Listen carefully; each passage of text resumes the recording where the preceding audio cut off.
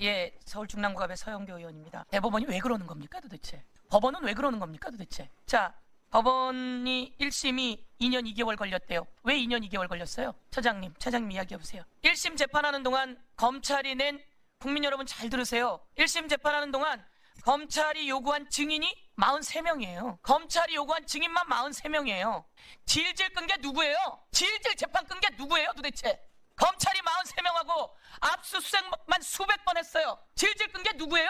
그러니까 여기 와서 무슨 소리를 하는 거예요? 검찰은 이재명을 잡아서 난도질하려고 윤석열의 지령을 받아서 국힘당의 지시를 받아서 질질 끌어온 거예요. 증인만 43명 세워놓고 언제 어떻게 재판했다는 거예요? 여기서 정리합니다. 더 이상 이야기하지 마세요. 그리고 법원도 확실하게 이야기하고 법무부도 확실하게 이야기하세요. 그 다음에 윤석열 탄핵됐어요. 그런데 그 탄핵되고 파면된 윤석열 바짓가랭이를 질질 잡고 국힘당이 저렇게 있어요. 당연히 파면돼야죠. 친이 쿠데타를 일으켰어요. 윤석열 그리고 조이대 한덕수 화면 틀어주세요. 짜고 치는 공작이에요. 짜고 치는 공작. 짜고 치는 공작이에요. 짜고 치는 공작. 왜 내가 이렇게 이야기하는지 그 다음 화면 틀어주세요. 말씀드릴게요. 자, 법원행정처 차장님, 4월 22일 조이대 대법원장이 이 재판에 끼어듭니다. 전원합의체로 회부합니다. 4월 22일에 맞습니까? 예, 맞습니다. 대법원장이 여기 끼어들어요. 대법원장이 끼어들어서 전원합의체로 회부해요. 4월 22일에. 그리고 선고 며칠에 났어요? 어제 났죠? 예. 4월 22일에 전원합의체로 회부하고 어제 선고 나는 동안 며칠 걸렸습니까? 며칠 걸렸어요? 회부 이후에는 9일 걸렸습니다. 9일 걸렸죠? 9일 만에 이렇게 판결 나고 선고된 사례 있습니까? 없습니까? 전원합의체로 회부해서 9일 만에 이렇게 판결된 사례 있습니까? 없습니까? 있어요? 없어요? 답 주세요. 처음입니까? 예, 뭐 제가 알기로는 이렇게 빨리 9일 만에 된 것은 찾아보기 어려운 것 같습니다. 처음입니다, 국민 여러분. 그것도 4월 20일 전원합의체 대법원장이 끼어들어서 조이대는 누굽니까? 윤석열의 친구 아닙니까? 윤석열의 친구 조이대 대법원장으로 임명받는 그 전후 과정 속에서 이재명 사건이 올라오면 대법원에서 선거 전에 확실하게 정리하겠다라고 하는 제보를 받았어요. 조이대 대법원장 이거 사실 아니면 이야기하세요. 우리는 제보를 받았는데 그게 사실이 아니면 이야기하세요. 대통령 선거 전에 대법원으로 이재명 사건이 올라오면 꼭 먼저 처리하겠다라고 이야기했다 윤석열에게 라고 하는 제보를 받았는데 이게 사실인지 아닌지 몰라요. 그런데 그런 제보가 있었어요. 그러더니 진짜 이렇게 된 거예요. 이거 질의합니다. 그리고 4월 27일 날 이재명은 89.77%로 대선 후보가 확정됩니다. 그런데 4월 29일 날 조이대 대법원장이 5월 1일 날 선고할 거예요 라고 이틀 뒤에 선고를 지정해요. 이런 일도 대법원 역사상 있었습니까? 없었습니까? 차장님, 대법원 역사상 한 번도 없는 일이에요. 그리고 4월 30일에 한덕수가 대선 출마를 예고합니다. 권한대행이 정치 중립 위반입니다. 그리고 5월 1일 3시에 우리는 무죄 상고 기각하는 줄 알았어요. 그런데 2심 판결을 깨고 고법으로 파기환송합니다. 그리고 4시에 한덕수가 출마를 이야기합니다. 3시에 파기환송하고 4시에 출마를 해요. 이거 짜고 치는 고스톱 아닙니까? 이게 짜고 치는 공작 아닙니까? 어떻게 대한민국의 대법원이 어떻게 자기 위상을 잡아왔는데 윤석열의 친구 조이대 이럴 수가 있습니까? 그 다음 대법원장, 대법관들 전부 다 사진 올려봐 주세요. 자, 제가 행정처 차장에게 묻습니다. 이 사건 기록이 몇 페이지입니까? 아까 말씀드린 것처럼 공판 기록은 25,000페이지 정도 되고요. 수사 기록은 좀 더 확인해 봐야 될 것 같습니다. 6만 페이지가 됩니다. 그러면 이런 것을 파기환송하려면 고법에서 조목조목 무죄 났어요. 그걸 파기환송하려면 이 6만 페이지는 읽어야 되는 거 아닙니까? 대법관들 저희가 요구했어요. 6만 페이지 다 읽었냐고. 읽었습니까? 대법관들 이 며칠 만에 6만 페이지 다 읽었습니까? 이거 사실심하려면 6만 페이지는 읽어야 되는 거 아닙니까? 안 읽고 그리고 25,000페이지는 그럼 읽었답니까? 공판기록 25,000페이지는 대법관들이 다 읽었답니까? 이렇게 2심 판결을 뒤집어 엎으려면 그리고 유력한 대선 후보를 이렇게 흔들어대려면 25,000페이지는 다 읽었답니까? 답변이 없지요. 저는 대법관님들이 충실히 기록을 보시고 판단했을 거라고 대법관들에게 자 저기에 나와 있는 이름들 조이대, 박영재, 신숙희, 권영준, 오석준, 서경환, 엄상필, 노경필, 이수견, 마용주 이름 제가 읽었습니다. 꼭 기억하겠습니다. 그리고 묻습니다. 대법원은 왜 내란숙의 윤석열을 지하 통로로 이용해서 포토라인에 세우지 않지요? 예? 왜 윤석열만 특혜를 줍니까? 그리고 법무부 김용현, 노상원 왜 포토라인에 세우지 않지요? 왜 내란숙애들 포토라인에 세우지 않고 그리고 법원에게 묻습니다. 왜 윤석열을 구속 취소시켰죠? 왜 김용현, 노상원 재판은 비공개로 하죠? 이게 법원이 내란숙애들 보호하면서 법원, 조이대 그리고 한덕수 그리고 윤석열 짜고 치는 공작이 아니라고 말할 수 있습니까? 왜 윤석열은 지하 통로를 이용해서 포토라인에 세우지 않습니까? 왜 김용현, 노상원은 포토라인에 라인에 세우지 않습니까? 법무부. 그리고 왜 재판을 비공개합니까? 이게 대한민국에 비공개해야 될 재판입니까? 그리고 이재명 재판은 9일도 아니에요. 한 7일 만에 이것을 파기환송시킵니까? 이런 일이 지금 이야기하시잖아요. 대법원 사상, 역사상 처음 있는 일이랍니다. 윤석열 구속 취소 역사상 처음 있는 일이랍니다. 네, 차장님 그 사법부 독립이 뭐라고 생각하십니까? 차장님께서 평소 생각하시는 사법부 독립은 무엇이라고 생각하십니까? 외부의 압력에 흔들리지 않고 헌법과 법률에 따라 양심에 따라 재판하는 것이라고 생각합니다. 예, 그 외부의 압력은 정치 권력으로부터의 독립이라고 저는 생각합니다. 국민으로부터 독립된 것은 아니겠죠. 당연합니다. 그런데 대선을 한 달 앞두고 대법원이 정치에 개입하였다고 의심을 받는 판결이 내려졌습니다. 이 판결은 선거에 영향을 미칠 것이라고 보는데 어떻습니까, 차장님? 예, 판결에 대한 평가는 다양할 수 있을 것으로 봅니다. 네, 영향을 미칠 수도 있겠죠. 예, 거기까지는 제가 답변드리기는 어렵습니다. 차장님 생각은 어떻습니까? 이 판결은 지금 대통령 후보로 나온 후보에 대한 판결이기 때문에 선거에 영향을 미칠 수 있겠죠. 유권자가 판단하는데 참고할 수 있는 상황은 될 것 같습니다. 예, 영향을 미칠 수 있습니다. 그런데 이 판결은 사실상 대선 전에 확정이 어려운 것으로 보여집니다. 형사소송법상 그 상고 기간이라든가 이런 것들을 다 다 확인해 봤을 때 그렇지 않습니까? 물리적으로 좀 어려운 측면이 있겠습니다. 제가 여기서 단언코 말씀드리기는 어렵습니다. 예, 물리적으로 어렵습니다. 왜냐하면 재상고에 걸리는 아주 즉일 선고를 한다 하더라도 27일이 필요하고 항소심에서 지금 필요한 재판이 있기 때문에 물리적으로는 불가능해 보이는데요, 차장님. 그러니까 최종 확정까지 말씀을 네, 하신다면 확정까지요. 뭐 지금 파기환송심에서 어떤 속도로 재판을 할지는 현재로서는 알 수는 없는 상태고요.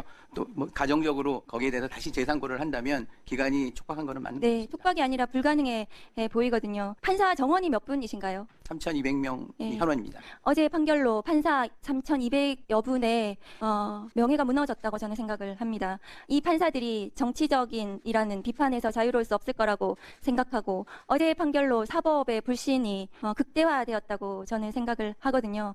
어제 조희대 대법원장께서 어제 판결문을 낭독하시면서 대통령 후보의 발언의 허위 사실의 판단은 국민의 인식을 기준으로 해야 된다 이렇게 말씀하시던데요. 국민의 인식을 기준으로 한다면 대법원은 폐지되어야 된다. 저는 그렇게 생각합니다. 이러한 문제적인 상황에 대해서 누구든 책임을 져야 되지 않겠습니까? 판사들의 지금 3,200여 분의 판사의 정치 판사라는 비판, 명예가 무너졌거든요. 누가 책임지시겠습니까? 누차 말씀드린 것처럼 판결에 대한 평가는 다양할 수 있고요. 최고법원의 판단은 존중돼야 된다는 게 저희 생각입니다. 이러한 정치적인 판결에 대해서 사법부의 독립이 무너졌는데 아무도 책임지지 않습니까? 화면 좀 올려주십시오. 차장님, 그 21일 날 전원 합의체에 회부가 됐습니다. 맞죠? 예, 전원합의체에 회부된 시점은 그렇게 네. 되어 있습니다. 그래서 9일 동안 한 것이 아니라 이 대법관들 10분, 12분의 이 기록을 소부에서 심리를 하다가 이 전체의 대법관, 그러니까 소부에 심리하는 대법관 외에 나머지 대법관은 몇 분이십니까? 소부 외에 전원 합의체에 합류하게 된 대법관은 몇 분이실까요? 지금 그 소부의 4분이시니까 8분이시죠? 대법원장 제외하면은 네, 그렇습니다. 7분이신 거죠. 7분이시죠. 그런데 그러면 이 7분은 21일부터 기록을 본 겁니다. 왜냐하면은 소부에서 전원 합의체 회부가 21일이기 때문에요. 그리고 21일부터 22일 날 합의기일이 있었고요. 22일은 노태학 대법관이 회피하는 합의를 했습니다. 그렇죠. 제가 대법관님들의 합의 과정은 알 수는 없습니다만 언론 지금 보도에는 그렇습니다. 판결문의 그 보충 의견에서 설치를 한 대법관님들의 의견 내용을 보게 되면 항소 이유서와 답변서 의견서가 접수되는 대로 지체 없이 제출 문서를 읽었다라고 되어 있는 것으로 봐서는 그와 같이 문서가 접수되는 대로 검토하지 않으셨나 이렇게 생각하고 있습니다. 글쎄요, 소부에서 심리하다가 전합으로 올라간 시간이 21일이고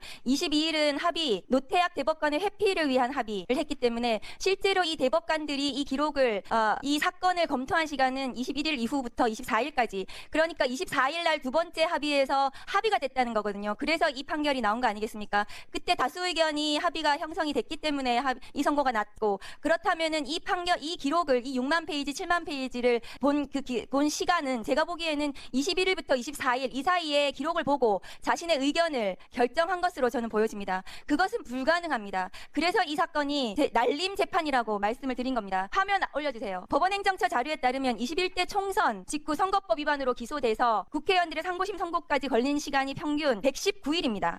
그러나 이재명 대표에 대한 상고심은 불과 36일에 해당합니다. 이러한 633의 원칙은 사실은 당선자를 기준으로 하는 것입니다. 왜냐하면은 공직에 당선되어서 장기간 재판을 받으면 그 지위가 혼란스럽기 때문에 빨리 재판을 해서 그 지위를 확정시켜 주려는 것이지, 낙선자에 대해서 633의 원칙을 지켜야 된다 이렇게 하는 것은 맞지가 않습니다. 그럼에도 불구하고 이 사건이 633 원칙 원칙도 제대로 지키지 않고 이재명 대표에 대해서만 다른 후보자들 총선에서 다른 사람들하고는 달리 졸속으로 36일 만에 재판이 완성이 됐습니다. 어제 대법원의 판결을 두고 일부는 이재명 후보의 사법 리스크라고 표현하는 분들이 있습니다만 제가 보기에는 대법원에 의한 사법 쿠데타다. 저는 그렇게 규정을 짓습니다. 한번 짚어보겠습니다. 이재명 후보 고법 사건 판결된 후에 상고가 검찰에 의해서 이루어졌을 때 그 기록이 하루 만에 대법원에 송부된 것 아십니까? 예, 알고 있습니다. 보통 10일, 20일씩 걸리죠. 기록을 정지하는데 시간이 걸리기 때문에. 지금 저희 예규에 따르면요. 공선법 사건의 경우에 있어서는 3일 이내에 송부하도록 하는 예규 규정이 있습니다. 그렇지만 그게 잘 안 지켜지고 있는 게 현실 아닙니까? 어떻게 하루 만에 이게 기록이 송부될 수 있었는지 이건 누구의 지시였을까요? 따로 지시 같은 건 없었다고 알아서 그냥 고법에서 그렇게 빨리 갖다 바친 겁니까? 그렇게 알고 있습니다. 사건 기록이 몇 페이지인지 알고 계십니까? 어떤 분들은 6만 페이지라고 하고 어떤 분은 7만 페이지라고 하던데요. 페이지까지는 모르십니까? 공판 기록이 2만 5천 페이지 정도 되고 증거 기록이 어느 정도인지는 정확히 알 수는 없습니다. 그래서 뭐 6만 페이지, 7만 페이지 설이 나오는 것 같습니다. 수사 기록은 더 많을 테니까요. 전합체 회부된 지 9일 만에 판결이 이루어졌지만 실제는 그 4월 24일 날 전합체 그 심리 때 합의가 이루어졌기 때문에 회부된 지 이틀 만에 사실상 결정이 이루어진 것 아닙니까? 과연 전합체 참여하는 대법관 12분이 그 사건 기록을 읽었을까요? 이틀 만에 6, 7만 페이지에 이르는 기록을 읽었다고 대법관님들이 주장한다면 그거야말로 심각한 허위사실 공표 아닙니까? 어떻게 그런 판결이 있을까요? 메꾸라방이라는 표현 아십니까? 우리가 맹판, 눈 감고 판단한다는 의미의 맹판을 일본말로 표현하던 과거에 그 표현 들으신 적 있으셨죠? 그러니까 내용을 읽지도 않고 무턱대고 사건을 대충 처리해버리는 법률가들을 과거에 비판할 때 메꾸라방으로 사건을 처리한다 이런 표현을 썼는데 이번 내용을 보면은 저는 대법원장님이 특정 연구관에게 판결문을 써오게 하고 대법관님들한테 서명 날인을 시킨 사건이라고 저는 그렇게 봅니다. 그 근거가 이틀 만에 그런 결정이 나올 수가 없고 다수 의견을 보니까 판결문이 1심 판결문을 거의 그대로 복사에다가 붙인 복붙이라는 표현이 타당할 것 같은데 그렇게 작성된 걸 보면 저는 이게 그런 대표적인 메꾸라방 사건이 아닌가 그 생각이 듭니다. 어떻게 해서 21세기 대법원에서 그런 일이 일어날 수가 있는 것입니까? 이것은 대법원장님이나 보수 대법관 몇 분이 민주진영의 대선 후보를 상대로 엉터리 설계도를 만들고 그 설계도에 맞춰서 이틀 만에 날림공사를 해버렸던 이런 잘못된 사건이 아닐까 저는 그 생각을 해봅니다. 저 화면 좀 띄워주시겠습니까? 저게 전두환의 요구로 최규하 대통령이 억지 서명을 할 때 정승화 육참총장 잡아들이는 제가 문서에 서명을 할 때 오른쪽에 시간까지 기재를 했습니다. 사전 본인이 동의한 문서가 아니라는 것을 분명히 나타내기 위해서. 근데 군부가 저것을 오른쪽에 있는 시간을 지웠는데 원본에 의하면은 새벽 5시 10분에 그 다음날 서명한 걸로 기록이 분명히 되어 있다고 합니다. 이번에 그 소수 의견을 냈던 대법관 두 분, 이웅구 대법관, 오경미 대법관 두 분이 49페이지에 걸쳐서 거의 절규하는 심정으로 다수 의견을 비판하는 내용을 써놨던데 요약한 부분 한번 발췌해서 보겠습니다. 화면 좀 띄워주십시오. 저 보십시오. 유례가 없는 짧은 기간에 국민의 시선 속에 비치는 법원의 공정성, 심리의 충실성에 대해서는 그 신뢰가 어떻게 되겠느냐. 대법관들 상호간의 설득과 숙고의 성숙기간도 거치지 않은 결론. 이것은 외관상 공정성에 대한 시비도 문제지만 결론에 있어서도 국민을 납득시키는 데 실패할 것이다라고 썼습니다. 오죽하면 저런 표현을 썼을까요? 다음 페이지 한번 보여줘 보십시오. 죄형 법정주의나 의심스러울 때에는 피고인에게 유리하게라는 형사법의 기본 원칙도 반했다고 저런 표현을 써놓고 있습니다. 두 분의 대법관이. 다음 페이지 보여주십시오. 저 보십시오. 그동안 대법원이 절제해왔던 그 관행을 어기고 사법의 정치와 정치의 사법화를 추구했다라는 취지로 이제 비판하지 않습니까? 이럴 수가 있는 것입니까? 어떻게 생각하십니까? 저 의견 보시고 우리 차장님. 예, 좀 전에 말씀드린 것처럼 다수 의견과 소수 의견 모두 존중돼야 된다고 생각합니다. 저는 이 사건은 이재명 후보의 사법 리스크가 아니라 대법원의 사법 쿠데타라고 보는 것입니다. 이건 이승만 대통령의 정적, 조봉암 선생을 대법원이 사형 판결을 해서 사법살인을 저지른 이후에 대법원에 의한 최대 대선 개입 사건이라고 저는 이것을 규정짓고 싶은 것입니다. 국민들이 대통령을 뽑는 것이죠. 검사나 판사가 뽑는 건 아니지 않습니까? 그런데 검사나 판사가 대통령을 뽑고자 한다고 한다면 이것은 민주국가의 기본 원리, 국민 주권주의의 원리를 침탈하는 태도 아니겠습니까? 어제 이 판결을 보고서 대법원이 유죄라고 이렇게 인정을 했으니까 이재명 후보에 대한 지지를 거둬야겠다라는 견해가 있을 수도 있지만 오히려 우리 국민이 갖는 주인의 권리를 소수의 법조 귀족들이 뺏어가려고 한다는 이런 국민 주권에 대한 침탈, 국민 주권주의의 원리 이것을 침탈하는 현상에 대해서 분노한 시민들이 오히려 민주진영 후보에게 표를 찍고 그런 내란 세력들, 사법 쿠데타 세력들을 심판하려는 더 열정이 커질 거라는 저는 생각을 하거든요. 어제 저는 대법원은 중대한 실수를 했다고 흑역사를 남겼다고 생각을 합니다. 10월 21일 전합에 회부가 됐고 저 사건이 22일. 예. 21일이요. 21일. 예. 예, 그러면 그러니까 이 모든 사건 대법원 가면은 다 전자문서화가 되는 겁니까? 그 예. 6만 페이지가요? 예, 요즘에는 이제 그 형사 기록 전자사본화를 그러니까 실시하고 그게 전부 다 전자문서가 예. 되고 그러면 이 전자문서 6만 페이지, 7만 페이지를 대법관들이 다 봤다고요? 그렇게 스캔해 간 것으로 지금 확인이 되고 있는 것 같습니다. 그러니까 다 봤다는 말씀이신데 예. 전합 2월 21일 날 전합 회부되기 전에도 봤다는 말씀이신가요? 저는 이 다수 의견 이제 그 페이지에 나와 있는 그 문건이 접수되는 대로 질체 없이 읽어보고 또 숙지에 따르는 이런 부분을 아니요, 사- 다수 의견에 따른 보충 의견에는 보충 어떻게 의견. 되어 있냐면은요, 이 대법관들은 문서를 읽어봤다. 답변서, 의견서가 접수되는 대로 상고 이유서, 제출 문서를 읽어봤다. 뭐 이렇게만 돼 있습니다. 그러니까 그리고 이 보충 의견을 쓴 대법관들은 소부에 있는 대법관들이 포함되어 있어요. 그래서 제가 서면으로 질의하겠습니다. 대법원에 대법관별로 개별적으로 언제 이 전자문서를 언제부터 언제까지 제대로 읽었는지를 답변해 주셔야 돼요. 허위로 답변하시면은 안 된다는 건 알고 계실 겁니다. 이 기록을 제대로 보고 판결을 하신 건지 아니면 대법원이 사실상 소부 말고 전합을 하더라도 기록을 안 보고 제출된 문서만으로 판결을 하시는 경우도 있는 것인지 제가 그게 궁금하거든요. 그렇지는 사실은 않습니다. 전부 다 보신다는 것이죠. 기록을. 아까 말씀드린 바와 같이 해당 주심법관, 대법관 그리고 이제 다른 대법관들께서 이제 이번에 나타난 바와 같이 이제 그 기록에 대해서 이제 그런데 그러면 21일부터 24일 날 합의가 된 거예요. 그럼 합의가 됐으면 의견을 낸 겁니다. 대법관들이. 그렇지 않습니까? 합의가 되면 당연히 그렇죠. 의견이 24일 날 의견을 내신 거예요. 대법관들이. 21일 날 전합에 회부가 되고 4일 만에 의견을 내신 겁니다. 기록을 보고 4일 만에 기록을 보고 의견을 내신 거예요. 6만 7만 페이지를 보시고요. 저는 그렇게 봅니다. 그것이 가능한가? 물리적으로 가능한가? 제가 그것은 불가능하다고 생각이 듭니다. 그래서 제가 이 기록을 안 보고 판결을 하시는 거라면 대법원의 이 판결에 대해서 국민들이 신뢰할 수 있는가? 개인들이 판결을 받을 거란 말이죠. 대법원에 대해서. 그런데 판결문에 보면 이렇게 되어 있어요. 이 사건은 대법원이 원심과 1심 중에 둘 중에 하나를 선택하면 충분한 사건이다. 이런 표현도 있습니다. 둘 중에 하나 선택하신 것 같아요. 기록을 제대로 안 보시고요. 제가 보기엔 그렇습니다. 그리고 판결문에 마치 그 엘고 사건을 넣으셨는데 엘고 사건은 당해 대선입니다. 이 사건은 지난 대선이에요. 적절하지 않습니다. 왜 이런 판결을 하셨는지 모르겠는데 대법원에서 이 판결에 대해서 책임을 지셔야 됩니다. 적어도 대법원 법원행정처의 행정을 담당하는 처장으로서 또 대법관의 직위에 갖고 있는 분으로서는 책임 있는 발언을 하셔야 됩니다. 예. 이 판결이 90페이지에 가깝기는 하나 그중에 35페이지부터 90페이지에 가까운 페이지 수는 반대 의견을 표시한 오경미, 이흥구 법관, 대법관의 의견입니다. 이걸 가지고 숙고의 흔적이라고 그렇게 강변할 수 있어요? 제가 말씀드린 취지는 이와 같이 페이지 수로 아까 숙고의 흔적이라고 얘기했는데 제가 아는 천대엽 대법관답지 않습니다. 숙고의 흔적이 아니라 거꾸로 소수 의견을 낸 두 대법관은 이렇게 얘기했습니다. 대법원 전원합의체의 요체는 서로 다른 경험과 가치관을 갖고 있는 대법관들 상호 간의 설득과 숙고에 있다. 그러나 이번 전합체 이재명 후보에 대한 판결은 그러한 설득과 숙고의 시간을 갖지 못했다. 읽어봤습니까? 읽어봤습니다. 근데 어떻게 이게 설득과 숙고의 흔적이라고 얘기할 수 있겠어요?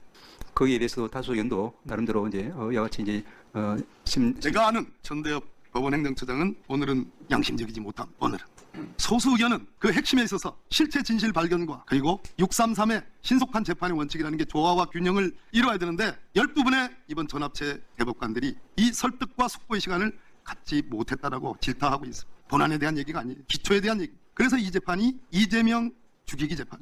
이재명이라는 목표를 전제하고 절차를 꽤 맞춘 정치적 재판이다. 선거 관여 재판이다. 이재명 후보를 낙마시키기 위한 재판이다는 국민적 비난 여론에 직면하고 있습니다. 내 말에 동의하지는 못할 겁니다. 이 PPT 한번 보실래요? 보여주세요. 사법부는 정의를 향할 뿐만 아니라 정의를 행하는 것으로 보여야 한다. 영국의 대법원장의 말씀. 휴워트. 적어도 이 재판이 공정하려면 이렇게 번갯불에 콩 퍼먹듯이 재판하는 것이 아니라 어느 정도 합리적 숙고의 시간, 상대방 설득의 시간, 일국의 대법관이라면 그런 시간을 가졌어야 됩니다. 그러지 않았습니다. 소수 의견이 얘기하듯이 이 법원조직법은 소부 재판을 선언하고 있습니다. 맞죠? 예. 좀 크게 한번 대답해 보세요. 예, 맞죠? 일반적으로는 그렇습니다. 일반적인 게 아니라 법률의 원칙입니다. 그것을 소수 의견이 지적했습니다. 그런데 다음 PPT 보세요. 이게 이재명 후보 피고인 대법원 나의 사건 기록 조회 결과입니다. 다시 다음 보세요. 4월 22일 전원 합의기일 심리 지정이 먼저 있었습니다. 같은 날이긴 하나 뒤에 주심 대법관 및 재판부 배당 이렇게 돼 있습니다. 이거 어떻게 설명하실래요? 제가 보기에는 같은 날 그것이 이루어졌다. 같은 날이지만 선우가 있죠. 순서대로 지금 되어 있습니다. 시간 순서대로, 날짜 순서대로. 보십시오. 전원합치 심리기일이 지정이 먼저예요. 그리고 말하는 박영재 대법관이 주심 대법관이라고 하는 2부 배당이 나중입니다. 모르시죠? 어디 갔다 오셨으니까 모르시죠? 이렇게 날림으로 한 재판입니다. 날림 공사예요. 아파트로 치면 100층짜리 아파트가 기초부터 허물어진 겁니다.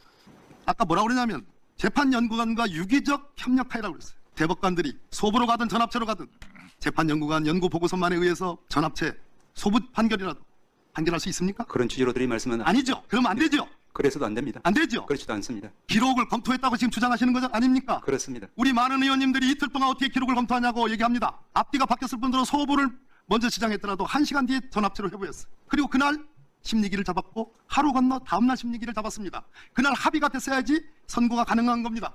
판결을 만들어서 열람을 하고 대법관들 그래서 선고기일을 지정하는 거예요. 사람 바보로 알지 마세요. 국민들이 다 알고 있습니다. 날림 판결입니다.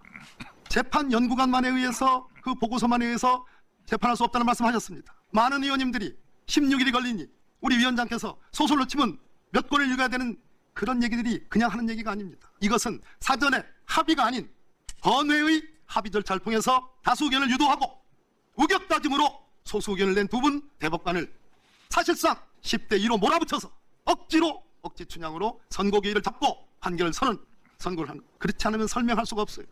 그래서 나는 이 재판은 우리 대법원이 스스로 종언을 고하는 그런 재판이라고 생각합니다. 법원 행정처장님, 예. 어제 대법원의 판결 나고 여러 가지 지금 사회에서 우려 섞인 목소리들이 큰데요. 어떻게 생각하십니까? 예, 저희들도 뉴스를 잘 보고 있습니다. 뉴스 봤는지 잘 묻지 않고요. 어떻게 생각했는지를 물었습니다.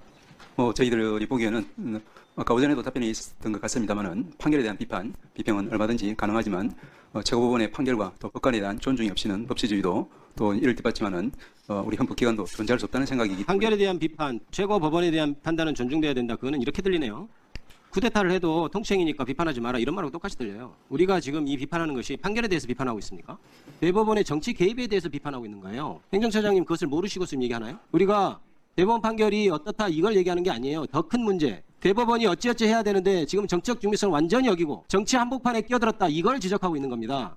지금까지 행정처장님 법관 해오시면서 이런 사례를 본 적이 있습니까? 없잖아요. 저는 말씀하시죠. 예, 사안마다 다 특수성이 있기 때문에 제가 일률적으로 그렇죠. 이번만 특수성이 있어요. 이번만 특수성이 있어요. 34일 만에 접수된 34일 만에 재판이 결정이 됐고 저는 어제 대법원의 판결로 인해서 저는 사법부가 거의 이 사회에서 신뢰를 잃었다고 생각합니다. 그리고 제 개인적으로는 일반 국민들도 그러겠지만 저는 더욱더 법조인으로서 법원 판사들 특히나 대법관님들 이분들에 대한 기본적인 존경 그리고 믿음이 있었어요. 저는 누구보다도. 그런데 저는 어제 그 판단을 위해서 그것이 다 사라졌습니다.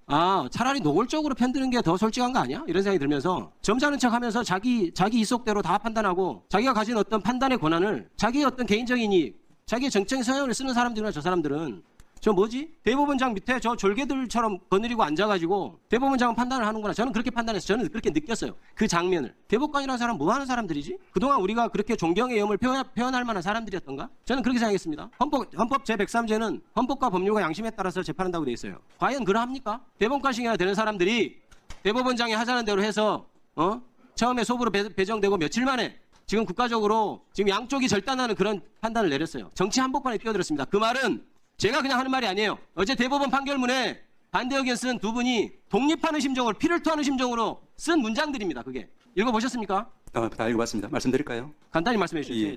먼저 두 가지만 말씀을 드리겠습니다. 제가 이제 대법관으로서 이제 재판에 관여한 제 경험에 비춰보면은 대법원장이라 하더라도 13분 전압이 들어오는 대법관 중에 n분의 1에 불과합니다. 진행권은 가지고 있지만 그 사건의 결론은 다수 대법관의 보이지 의견에 따라서 않았습니다. 이루어지기 때문에 무슨 답변을 하실지 알겠어요. 대법원장 제가 질문 드리겠습니다. 어떤 답변을 하실지 이해했습니다. 저는 모욕감까지 느꼈습니다. 국민으로서. 판결문 내용도 그렇고 이게 마치 귀족들 12명이 앉아서 일반 국민들한테 선언하는 것처럼 보였어요. 난 너희들이 어떻게 생각하든 상관없어. 나는 우리 이 귀족들은 우리가 규정할 거야. 당신들이 어떻게 대통령을 뽑든 어떤 정치행위를 하든 우리가 말한 대로 해. 이런 느낌을 받았어요. 저는 한 국민으로서 정말 모욕감을 느꼈습니다. 지금 판결문에서 쓴 것처럼 그리고 현재 대법관들이 생각하는 것처럼 국민들이 그렇게 우매합니까? 저는 제가 정치행위를 하지만 정치의식은 우리 국민들이 저보다 훨씬 높다고 생각할 때가 많습니다. 옛날과는 달리 정보가 오픈돼 있고 유튜브나 이런 미디어들이 실시간으로 전송되기 때문에 우리는 바빠서 못 보던 것들을 국민들은 더 많이 보고 더 많이 판단합니다. 이것이 단지 633 원칙을 지키기 위해서 빨리 재판했다고 믿을 국민이 있다고 생각합니까? 저는 그렇지 않다고 봅니다. 어떤 변명을 하더라도 제가 대법관들이 가진 어떤 그런 실망감, 사법부에 대해서 가진 실망감, 그리고 이제 사법부는 더 이상 우리나라 대한민국에서 어떤 객관적인 판단을 했을 때 승복할 수 있는 그런 집단이 아니다. 이런 느낌, 이것은 변하지 않을 것 같습니다. 저는 헌법을 나중에 개정한 국면이 되면 대법원장의 대법관 재청권을 없애야 된다고 생각합니다. 어떻게 생각하세요? 말씀드렸지만 대법원의 구성에 부분에 대해서는 이제 헌법과 법률에 따라서 정할 사항이랍니다. 그렇지만 조금 전에 말씀드린 것처럼 현재 대법원의 판결 생성의 작동 원리를 말씀드리면은 대법원장이 좌지우지할 수 있는 구조는 전혀 아니라는 말씀을 좀 드릴 수 있고, 특히 이번 판결에서 위원님께서 말씀하신 바와 같이 이 다수 의견과 소수 의견이 두 가지 쟁점, 첫째는 허위에 관한 실체적인 쟁점, 법리적인 쟁점, 두 번째는 그 심리의 속도에 대해서도 절차적인 부분에 대해서 충실히 논의가 이루어지고 판결에 다 담아서 90페이지 가까운 그런 판결이 나온 것으로 알고 있습니다. 대법원과 사법부는 사법 소극주의, 정치에 끼어들지 않고 자제하고 이런 것이 권위의 원천입니다. 승복의 원천이고. 그런데 지금 보십시오. 저 상고 파기환송한 10명 다 윤석열 전 대통령 임명한 사람들이에요. 자, 이렇게 보면 사람들이 이제 판결에 대해서 어떻게 생각하겠습니까? 그리고 대법원장이 재청권을 갖고 있기 때문에 대법관들이 거기에 대해서 얽매이고 한다는 것은 물론 제가 들은 사실입니다. 제가 확인한 것은 아니지만 그럴 우려가 있다. 그래서 저는 대법관 재청권도 없애야 된다고 생각해요. 그리고 대법원장이 무슨 민주적 정당성을 가지고 대법관들을 재청하고 헌법재판관 3명까지 임명합니까? 하늘 우러러 한 점 부끄러움이 없기를 입새이는 바람에도 나는 기로했다. 윤동주 씨입니다. 대법관님, 예. 법원은 한 점 부끄러움이 없습니까? 법대로 노력해야 된다라고 생각합니다. 제가 그걸 묻는 게 아닙니다. 한 점 부끄러움이 있습니까? 없습니까? 오판의 역사적인 사례도 있습니다. 네. 입새이는 바람에도 많이 기로한 적이 있습니까? 천대엽 대법관은? 저를 비롯해서 많은 법관들이 일상적으로 그렇게 하고 있습니다. 네, 그렇습니다. 한 판사의 솔직한 고백을 한번 들어보도록 하겠습니다. 법관들이 언제부터 권력의 눈치를 보지 않고 자유롭게 재판할 수 있게 되었습니까? 1970년대나 80년대에는 검사가 건네주는 쪽지를 보고 독재 정권의 입맛에 맞게 그대로 판결하는 법원이었습니다. 고작해야 1990년대 민주주의를 위하여 자기 한 몸 바쳐온 수없이 많은 사람들 덕분에 이렇게 달라졌습니다. 요즘 진보 성향 판사들이 뭔가 있는 척하며 타는 목마름으로 같은 민중과의를 목청껏 부르는데 그 사람들이 모르는 것이 있어요. 법관들은 민주주의를 위하여 한 일이 없습니다. 대부분의 법관들은 동료와 선후배들이 학교와 거리와 일터에서 민주화 운동을 할 때 골방에 틀어박혀 공부만 했습니다. 판사들은 고마울 줄 알아야 합니다. 이거 누가 한 말인지 아십니까? 전대엽 처장님, 누가 한 말인지 아십니까? 그와 같은 부분에 대해서 저희들이 누가 한 말인지 아시냐고요? 말씀해 주십시오. 아시냐고 모르시냐고요? 알고 있습니까? 그 내용은 들은 적이 있습니다. 지금 누가 발언을 했는지 조금 생각해 봐야 될 것 같습니다. 문영배 판사가 한 말입니다. 지금 문영배 신드롬이 있을 정도로 국민적 칭송이 자자합니다. 자, 아까부터 계속 대법관들의 최종 판결은 존중받아야 한다라고 강변하셨죠? 예. 자, 묻습니다. 100여 건이 넘는 간첩 조작 사건, 지금 문영배 판사가 고백하듯이 검사가 건네준 쪽지, 검사의 공소장에 있는 오탈자까지 판결문에 그대로 옮겨 복붙을 한 그런 대법원 최종 판결도 존중받아야 합니까? 묻습니다. 저희들이 과거에 부끄러워할 수 있는 그런 과거가 있다는 부분 말씀. 다시 묻습니다. 제 질문은 그게 아닙니다. 검사가 건네준 쪽지에 의해서 검사 공소장대로 복붙을 해서 판결한 대법원 최종 판결도 존중받아야 합니까? 답변하십시오. 저희들은 지금 이제 그와 같은 과거의 실수를 저지를 번복하지 않기 위해서 최선을 다하고 있다. 그 대답이 아니라 그 최종 판결도 존중받아야 합니까? 라고 묻는 겁니다. 모든 판결에 오류의 가능성이 제로다라고. 다시 묻습니다. 간첩 조작 검사가 건네준 공소장 쪽지대로 판결한 대법원 최종 판결을 존중해야 됩니까? 존중하지 않아도 됩니까? 그 판단이 판결에 영향이 있었다라고 하면은 재심 절차를 통해서 구제돼야 되고. 다시 묻습니다. 인혁당 최종 대법원 판결 후에 바로 사형당했는데 그 인혁당 대법원 최종 판결을 존중해야 됩니까? 묻습니다. 사법 역사에 있어서 그 부분은 저희들이 부끄러운 역사라고 말씀드릴 수 있겠습니다. 자, 그러면 어렵게 답변하시는데 쉽게 제가 질문 드리겠습니다. 인혁당 대법원 최종 판결은 잘된 판결입니까? 잘된 판결이라고 생각하지 않습니다. 그렇죠. 잘못된 판결이죠. 예. 그러면 지금 시간이 흘러서 지금 그렇게 말하지만 그 당시에도 법원 행정처장이 이곳에 와서 물었다면 조작된 간첩 사건 그 최종 판결은 존중받아야 합니다. 존중해야 됩니다. 라고 얘기했을 겁니다. 인혁당 판결 재판 후에 법사위가 열렸다면 그 판결도 존중받아야 합니다. 라고 얘기했을 겁니다. 그러나 그 잘못된 대법원 최종 판결에서 목숨을 잃은 그분들은 누가 보상하죠? 어제의 대법원 판결이 인혁당 판결처럼 간첩 조작단 판결처럼 혹시 잘못된 부분은 없지 않은가? 라고 의심하면 됩니까? 안 됩니까? 모든 판결은 비평의 대상이 되는 것은 그렇습니다. 분명합니다. 법원행정처장은 존중받아야 합니다라고 하지만 거기에 대해서 의심할 권리 있습니까? 없습니까? 비평의 권리가 있다는 말씀 드렸습니다. 당연하죠. 그걸 지금 따지고 있는 겁니다. 조희대 대법원장이 12.3 비상계엄 내란 사태 때 재빠르게 속 시원하게 비상계엄에 반대한다는 목소리를 들은 적 없습니다. 내부적으로 한 적 있습니까? 그때 제가 이제 국회에 나와서 그와 같은 취지로 그 위헌성에 대해서 지적. 근데 왜 조희대 대법원장은 어제처럼 용감하게 말을 못하고 비상계엄 때는 걸방에서 입을 쓰고 그러면 했습니까? 서부지법 폭동 사건 때 즉시 대법원장이 한 발언 있습니까? 제가 했던 그 당시 모든 발언이나 행동은 모두 우리 대법원장님과 모든 대법관들의 의사를 반영한 것이라고 아시면 될 것 같습니다. 대법원장은 왜 법원 행정처장 시켜서 그런 일을 하죠? 본인은 입이 없습니까?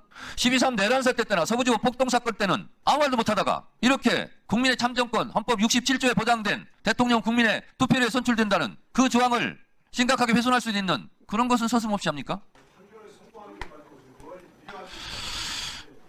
오늘의 헌법은 법관들이 피땀 흘려 쓴 헌법 조항이 아닙니다. 국회 해산권을 없애고 국정 감사권을 부활했고 엄격하게 국가 비상사태는 엄격한 기준을 만든 것은 대한민국 국민들입니다. 법관을 잡아가려고 했어요. 체포하여 가려고 했어요. 그리고 법관을 죽이려고 했어요. 윤석열이. 그 법관의 양심에 따른 재판, 판결을 보호할 수 있었던 것도 헌법이고 그 헌법을 만든 것은 국민이라는 사실을 한시도 잊지 마십시오. 저희들 늘 잊지 않고 존경하고 있습니다. 제발 비겁하지 맙시다. 제가 5선 국회의원을 하면서 초선 때 문공의원하고 2, 3, 4, 5선 전부 법사위를 합니다. 제가 얼마나 사법부를 위해서 협력을 했는가는 잘 아시죠? 예. 조희대 대법원장님도 저를 만나서 하신 말씀이 있습니다. 그러나 그분이 대법원장이니까 말씀을 하지 않습니다. 어제 저는 12명의 대법관들이 법복을 입고 앉아가지고 정치 재판, 이재명 죽이기 재판을 하고 있는 모습을 보고 우리나라 사법부가 법복은 벗어 던지고 정치인이 되었구나. 그래서 국회의원 배지를 붙이고 나온 사람들이다. 이렇게 생각을 했습니다. 어떻게 생각하세요? 조금 전에 말씀드린 바와 같이 정치 사건이 있어도 정치 재판은 있을 수 없고 있어서도 안 된다 생각합니다. 그런데 그것을 정치 재판이라고 생각하지 않는 분 있을까요? 처장님 그렇게 정치 재판 아닙니까? 저는 조금 전에 말씀드린 바와 같이 오늘 민주당 중앙선대위원회가 열렸습니다. 조희대 대법원장님과 연수원 동기인 강금실 위원장께서 어떻게 저렇게 저러한 판결을 이재명의 낙선을 위해서 할 수 있느냐 이렇게 말씀하셨습니다. 이석연 전 법제처장 선대위원장입니다. 얼마나 졸속 심판을 했는가 대법원에서. 전두환 노태우 신군부 계엄 때 또 그런 재판을 하지 않았고 심지어 김재규 전 중앙정보부장의 박정희 대통령 시해 사건 재판도 계엄하에서도 대법원에서 113일을 심리를 계속했지만 군부가 대법관들을 압박해서 113일 만에 선고했다고 합니다. 이번에 이재명 죽이는데 대법원이 며칠간 재판했어요. 처단 말씀해보세요. 예, 말씀드린 바와 같이 3월 16일 날 항소심 선고 그리고 27일 날 선고장 제출로부터 치인다고 하면은 34일 정도 기간. 34일이고 예. 전원 합의비로 와서 며칠 만에 했어요. 9일 이 경과. 검찰 재판 아니에요? 그 부분에 대해서는 아까도 제가 말씀을 드렸습니다. 아까가 아니라 대법관도 국민의 상식을 알아요. 어떻게 지난 3년간 차기 대통령 후보로 가장 지지도가 높은 민주당의 이재명 후보를 더욱이 민주당원과 국민 경선으로 88.7%의 지지를 받고 대통령 후보로 뛰고 있는 분을 9시간 만에 김재기보다 더 나빠요? 김재기는 재심 청구를 했습니다마는 어떻게 됐든 현역 중앙정보부장으로서 국가원수를 시했어요. 그렇지만 대법원이 113회를 심리를 했지만은 결국 대법원이 신군부 전두환 노태우의 굴복에서 113일 만에 판결을 했다. 어떻게 9일 만에 하는 것을 졸속 아니고 정치재판 아니라고 할 수 있겠는가 하는 이석연 위원장의 절규를 듣고 제가 왜 지금까지 그렇게 사법부를 위해서 옹호를 했는가 제 자신이 부끄러워졌습니다. 자, 오늘 고등법원의 서류가 대법원에서 송치됐죠. 그렇게 알고 있습니다. 어제 저녁 안 한 것만은 진짜 다행입니다. 오늘 아침 중앙일보를 보면은 물론 언론 보도입니다. 서울고등법원에서 1차 변론기일을 시작하려면 최소한 16일 걸린다. 물론 또 처장께서는 답변을 안 하시겠지만은 고등법원의 재판기일은 어느 정도로 보고 계십니까? 말씀하신 바와 같이 제가 답변할 수 있는 내용이 아닌 것 같습니다. 그게 말이 됩니까? 말이 됩니까? 대법원에서 9일 만에 했다고 하면은 그 생각이 고법에도 전달될 거 아니에요. 마치 인혁당 대법원에서 판결 나자마자 사형시켜버리듯 그러한 제2의 음모가 사법부의 구태다가 시작되고 있다고 보는데 처장은 어떻게 생각하세요? 말씀드린 바와 같이 이 얼마 동안에 할 거예요? 고등법원.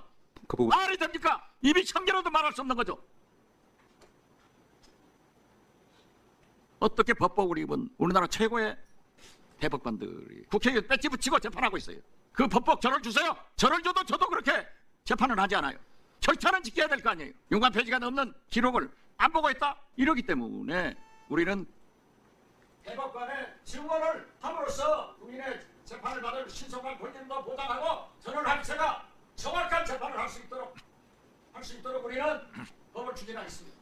이 사법개혁의 단초를 조인대 대법원장이 불러왔다는 것, 사법부에서 반대하는 대법관들이 반대하는 대법관의 증언을 법적으로 만들 수 있도록 한 그 단초를 조인대 대법관이 가져왔다는 것을 똑똑히 것을 보고 왔어요. 행정처장님, 예, 우리 헌법 1조 2항 혹시 알고 계신가요?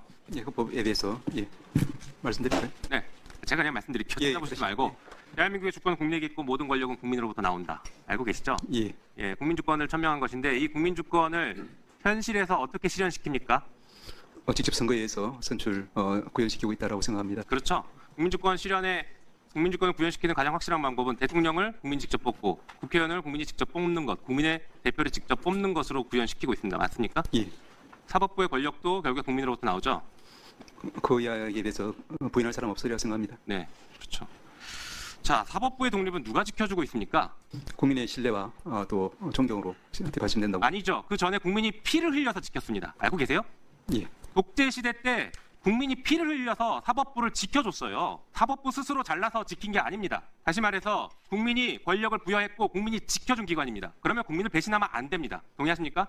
저희들은 그런 국민들에 대해서 늘 감사하고 있습니다. 자, 지금 국민들이 어제 전업 판결을 보고 나서 화가 나 있는 분들이 굉장히 많습니다. 혹시 알고 계세요? 뉴스를 계속 보고 있습니다. 화가 난 지점이 뭔지 아십니까? 판결을 잘했다 잘못했다의 개념이 아니에요. 판결에 대한 불만 당연히 있죠. 그러나 국민이 진짜 화난 지점은요, 무기력하다는 걸 느꼈기 때문입니다. 내가 내 손으로 지금 대통령 뽑으려고 했는데 왜 법원이 함부로 나서서, 그 고작 12명의 법관들이 함부로 나서서 내 선택권을 박탈시키려고 하느냐, 그런데도 내가 지금 할 수 있는 게 없단 말이냐, 이 무기력함 때문에 화가 잔뜩 나 있습니다. 도대체 법원 왜 그런 겁니까? 도대체 지금 무슨 짓을 한 건지 알고 계십니까? 법원이? 그렇게 국민이 피 흘려 지켜준 법원이 지금 국민을 이렇게 배신하고 뒤통수 쳤다는 겁니다. 제가 며칠 전 법사위에서도 질문 드렸습니다. 어떤 판단을 하든 중요한 것은 지금 이 시기에 판결을 하는 것이 잘못된 것이다. 그것이 부적절하다 이렇게 지적했던 거 기억나십니까? 그렇게 말씀하신 적이 있습니다. 네. 그게 지금 이 사태의 본질인 것이에요. 87년 헌법 개정, 국민들이 무엇을 외쳐서 헌법 개정했습니까? 대통령을 내 손으로 직접 뽑겠다, 직접 선거, 대통령 직선제를 관철시켰습니다. 맞습니까? 예. 그런데 어제 헌법재판소의, 어제 지금 전합체 판결은 국민의 직접 선택권을 박탈시켜서 이번 대선을 간접선거로 만들려고 시도한 것입니다. 국민주권을 침해한 것이에요. 재판권 가지고 국민주권을 침해한 것입니다. 게다가 국민을 이번 대선에서 주인이 아니라 구경꾼으로 전락시켜버린 그런 일을 저지른 것이에요. 사고를 친 겁니다. 대형 사고를 쳤어요 지금. 저는 지금 결과에 대해서 얘기하는 게 아닙니다. 왜 하필 어제 그렇게 했냐는 거예요. 대형 사고 친 겁니다. 여기에 대해서 자꾸 부인하시면 안 됩니다. 법원은 이 얘기를, 국민들의 분노를 겸허하게 받아들여야 합니다. 자, 조금 더 볼까요? 어제 판결이 이재명 후보의 허위 발언이 선거에 영향을 미쳤다라고 해서 유죄 취지로 판결했습니다. 맞습니까? 예, 자, 그게 잘못된 겁니까? 이재명 대표의 발언이 선거에 영향을 미친 것이 잘못된 것이라고 판단한 것입니까? 법적으로 공직선거 위반죄 성립하는지 안 판단하신 하는지 거죠? 예과 같은. 자, 그러면 어제 위법하고 부적절한 판결이 선거에 영향을 미치고 있어요 지금. 이 정도면 대법원은 지금 이재명 후보의 발언 가지고 말 몇 마디 가지고 지금 공직을 박탈하는 만에 이런 정도의 지금 판결을 하고 있는데, 어제의 판결로 선거에 아주 깊숙이 개입하고 있는 대법원은 어떻게 책임질 겁니까? 어떻게 감당하실 겁니까? 위원님 잘 아시겠지만 국민 직접 선출을 통한 국회와 또 대통령의 선출, 그것과 또 별개로 법치주의는 꾸준히 그 나름대로의 어떤 그 역할을 수행하고 있다고 생각합니다. 법치주의의 시간이 아니라 지금 국민주권의 시간인데 법치주의가 함부로 끼어들었다는 걸 얘기하고 있는 것입니다. 12분의 대법관들이 국민의 선택권을 좌지우지할 권한이 없어요. 그 착각하고 살면 안 됩니다. 국민들은 그렇게 주지 않았어요. 국민의 선택의 시간은 법원이 뒤로 물러나 있으라는 겁니다. 그게 우리 헌법 정신이에요. 자, 구체적인 것도 하나 더 물어보겠습니다. 이번 사건 처리할 때 12명의 대법관들에게 기록 다 복사해 줬습니까? 제가 거기에 대해서는 깊이는 알지 못합니다만. 왜 모릅니까? 법원행정처에서 다 관리하는 일이잖아요. 그렇지 수사기 관리, 종이 관리, 복사하는 인력, 이거 지금 다 알고 계셔야 되는 거 아니에요? 그럼 기록 줬습니까? 안 줬습니까? 그런 부분 하나하나 자체가 재판 상황이기 때문에. 아니죠. 재판상 아니에요. 지금 뒤에 지금 누가 따라오신 분 답변해 보십시오. 저기서도 답변할 상황은 아닌 것 같습니다. 왜 답변할 상황입니까? 기록을 복사해 줬는지가 답변이 아닙니까? 이게 지금 재판 내용에 대한 개입입니까? 대법관들이 재판 절차에 대한 얘기를 하는 겁니다. 재판 절차가 공정했는지. 기록 복사했습니까? 복사 안 했습니까? 절차지만 동시에 재판에 관계되는 부분이 아닙니다. 기록을 보지 않고 재판했는지는 이 절차를 지키지 않았다는 아주 핵심적인 얘기입니다. 대법원이 재판을 날림으로 했다는 것, 국민이 부여한 재판권을 함부로 행사했다는 아주 중요한 문제입니다. 이건 재판을 개입하거나 하는 문제가 아니에요. 이미 판결 끝난 것이고 그 판결에 절차적으로 제대로 기록이라도 받느냐를 물어보는 것입니다. 위원님 자, 보셨겠지만 한번 볼까요? 4월 22일 날 전압 회부했어요. 그날 1차 심리했죠. 22일 날 예. 하루 만에 기록 7만 권을 12명에게 복사해 줄 수 있을까요? 복사해 줄 수도 없고 복사해줬어도 안 읽어보고 1차 심리했다는 겁니다. 4월 24일 날 2차 심리했습니다. 그때 기록 봤을까요? 못 봤어요. 이게 일반인이 기록을 본다라고 하면 잠을 안 자고 봐도 16.2일이 걸립니다. 한숨도 안 자고 기록 7만 페이지 보면 16.2일이 걸려요. 그런데 이틀 만에 기록 복사 다 해주고 다 봤다고요? 민순창 국회의원 박희승입니다. 저도 오랫동안 법원에 몸담았던 사람으로서 법원이 이 선거에 개입했다는 이런 비난을 듣고 있고 또 정치적 중립을 위반했다. 또 심리의 충실성을 기하지 못했다. 이런 비난을 받는 상황을 보고서 마음이 착잡합니다. 일반적으로 대법원은 사건을 소부에서 심리하고 이견이 심한 경우에 이제 전원 합의체로 회부하는 그런 관행이 있습니다.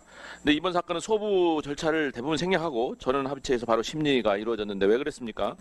법원행정처에서는 대법원의 심리 과정에 대해서는 알 수는 없었다고 답변드리겠습니다. 그러니까 그래서 좀 그래도 우리가 통상 대법원 사건 처리하는데 관례가 있는데 좀 이례적으로 이 사건만 빨리 전원 합의체로 회부해서 처리한 것이 과연 국민들이 쉽게 납득할 수 있는지, 특히 법률 종사자들은 대부분 이러한 대법원의 현황에 대해서 잘 알고 있는데 우리 차장님은 뭐 제대로 답변을 안 하시는데 정말 납득이 안 됩니다. 그리고 지금 대법원에서 1년에 전원 합의체 판결이 몇 건이나 나옵니까? 평균적으로 10건이 안 되는 경우도 많고 그러죠? 어떻습니까? 연도에 따라 좀 달라지기도 합니다. 10건도 안 될 때도 있고 예, 뭐 넘을 때도 10건 넘으면 많이 했다 그러죠? 예. 예. 그래서 그런 부분들이 납득이 안 되는 부분이고요. 지금 장동영 의원님도 아까 언급했지만 633 원칙 이게 지금 공직선거법에 있는 규정을 말하는 건데 사실은 현실 운영에서는 훈시 규정 정도로 해서 심리를 충실하게 하는 게 더 우선이다. 이러한 대법원 과거에 소수 의견도 있었고 그래서 633을 지키지 않는 사건 처리례가 대부분입니다. 어떻게 이번 사건 대법원에서 파기한 이번 사건도 1심에서 무려 2년 2개월 가까이 걸렸고 그것도 1심에서도 공소장 변경 절차가 있었던 걸로 알고 있고 항소심에서조차 또 공소장 일부 변경됐다고 제가 듣고 있는데 그것은 이 사건 자체가 지금 무리한 기소가 아니었냐 이것을 검찰 스스로 인정한 것이고 1심이 이렇게 길어졌던 것도 검찰 스스로도 지금 방향을 못 잡고 수사를 하고 기소를 하다 보니까 자기 스스로도 지금 공소장 변경을 법원의 지적을 받고 또 하고 계속 그랬던 것이죠.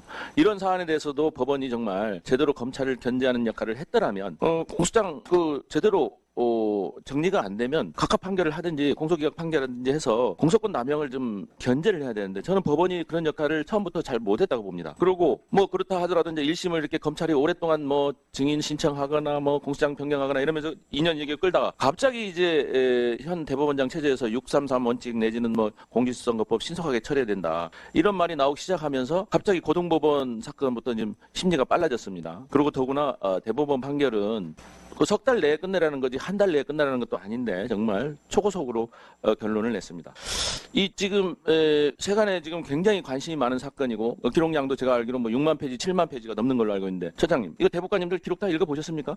당연히 기록을 읽어보시고 판단했을 것이라고 생각하고 있습니다. 그럼 다른 대법관님들이 지금 배류 중인 병행 사건이 보통 몇 건씩 가지고 계십니까? 주심당 한 몇천 건씩 가지고 있지 않습니까? 예, 상당히 많은 사건 수를 가지고 계시긴 한데요. 그런 사건들도 다 중요한 사건이죠. 대법원에 올라 있는 사건들이 그런 사건들 다 제끼고 지금 기록 이 사건만 검토했다는 겁니까? 이것이 벌써 지금 국민들이 보기에 의심을 사는 것이죠. 더구나 지금 유력한 대선 후보이고 국민의 지금 선택을 앞두고 있는데 이런 상황에서 서둘러서 이렇게 재판을 진행하고 더구나 또 지금 항소심에서 무죄 판결을 했는데 혹시 제가 알기로 항소심에서 무죄 판결 난 것을 대법원에서 손대는 경우를 거의 못 봤습니다. 저도 판사 오랫동안 하면서 보통 이제 1심에서 무죄가 난 걸 항소심에서 유죄로 뒤바꾼 걸 대법원에서 다시 무죄로 뒤바꾼 경우는 가끔 봤습니다만 항소심에서 무죄 판결을 한 것을 대법원이 손대서 유죄로 뒤바꾼다? 근데 거의 보지를 못했어요. 어떤 이런 사례가 있었습니까? 과거에? 어떻습니까? 뭐 경우에 따라서는 그런 사건도 있을 수도 있다고 생각이 됩니다. 있을 수 있다가 아니라 그것은 왜냐하면 대법원이 사실심을 존중한다는 그런 원칙도 있고 또 국민들에 대한 예측 가능성. 왜냐하면 대법원도 최고 기관이지만 고등법원도 굉장히 중요한 역할을 사실 지금 최고법원 아닙니까? 그래서 그런 관례가 이미 형성되어 왔는데 유독 이번 사건에서만 잘 하지 않는 항소심에서 무죄 판결 난 것을 대법원이 뒤집었다는 그래서 국민들에게 의심을 사고 있는 것입니다. 그리고 대법원은 지금 법률심 아닙니까? 대법원이 원칙적으로 법률심만 하는 이유가 뭡니까? 대장님? 사실 인정이 항소심 단계에서 진행이 되고 법률적인 판단이 필요한 경우에 있어서 그것에 대한 판단을 하도록 대법원에게 권한이 부여돼서 그렇게 된 것으로 알고 있습니다. 이것도 지금 늘 논란이 되고 있죠. 지금 형사법 지금 300 몇 점입니까? 83조인가요? 참고 이유에 보면은 대법원은 사실 심리에 관해서 관여할 수 없도록 되어 있어요. 법률적 판결이 법률이나 헌법에 위반되는 경우만 손대게 되어 있고 사실심을 되려면 적어도 10년 이상의 징역 금고가 선고되는 사건. 이 사건은 거기에 해당되지 않습니다. 법이란 무엇이죠? 법이란 상식이라고 저희들은 알고 있습니다. 그렇습니다. 도덕과 양심의 최소한이고 상식이죠.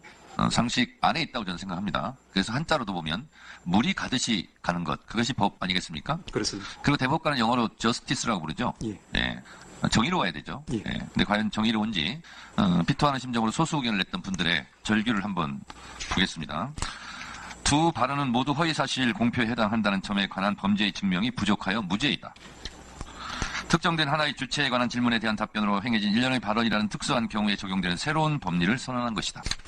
일반인보다 후자의 발언이 갖는 파급력과 선거인에 대한 영향력이 크다는 점을 이유로 후보자의 정치적 표현의 자유와 선거의 자유를 제한하는 것은 민주주의 헌법체계와 조화를 이루기 어려운 법리이므로 이에 동의할 수 없다.